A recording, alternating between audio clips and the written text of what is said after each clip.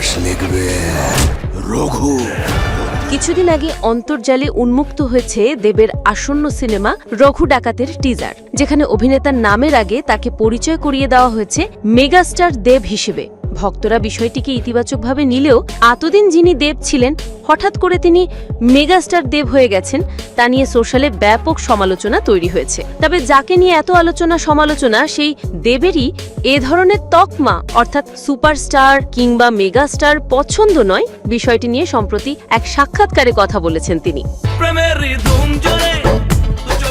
দেব বলেন, I hate this thing.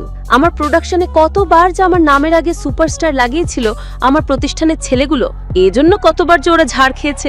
এরপর দেব জানালেন, রঘু ডাকাত সিনেমাতেও তার নামের আগে মেগাস্টার শব্দটি ব্যবহার করার বিরোধী ছিলেন তিনি। তবে প্রযোজনা প্রতিষ্ঠান শ্রী ভেঙ্কটেশ ফিল্মসের সহ প্রতিষ্ঠাতা শ্রীকান্ত মোহতার জোড়াজুড়িতে সেটা এড়াতে পারেননি। অভিনেতা প্রযোজক বললেন, আমি লন্ডনে প্রজাপতি 2 এর শুট করছিলাম, সেই সময় আমাকে টিজারটা পাঠিয়ে বলা হয় কি কি কারেকশন আছে একটু চেক করে দাও। আমার 2-3টি অবজারভেশন ছিল। সবচেয়ে বড় অবজারভেশন ছিল ওখানে সুপারস্টার দেব লেখা ছিল বড় বড় করে। আমি জানিয়ে দিই নামের সঙ্গে আমি সুপারস্টার লাগাই না, ওটা বাদ দিয়ে দাও। দেব জানান তার কথা মতো টিজারটি কারেকশন করে আবার পাঠানো হয়। এবার অবাক হয়ে লক্ষ্য করেন তার নামের আগে সুপারস্টার শব্দটি বাদ দেওয়া হয়েছে ঠিকই, কিন্তু জুড়ে দেওয়া হয়েছে মেগাস্টার। তিনি বলেন, সঙ্গে সঙ্গে শ্রীকান্ত দাকে ফোন করেছি। শ্রীকান্ত দা বলছে, তুই ফোনটা রাখ, অন্য কোনো কারেকশন থাকলে বলো।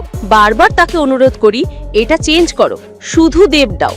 তিনি বললেন, আর কিছু বলার আছে, তুই ফোন রাখ, শুটিং কর। এভাবেই মেগাস্টার শব্দটি জুড়ে গেল। তবে নামের আগে মেগাস্টার জুড়ে গেলেও বিষয়টিকে মোটেই উদযাপন করেন না বলে জানালেন দেব।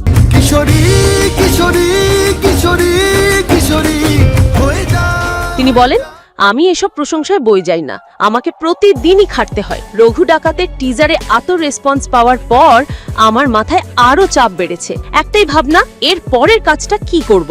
এই মুহূর্তে আমার কাছে এমন কোনো স্ক্রিপ্ট নেই যার স্কেল আমি রঘু ডাকাতের চেয়ে বড় করতে পারি। আমার নিজের সিনেমার সঙ্গেই আমার কম্পিটিশন।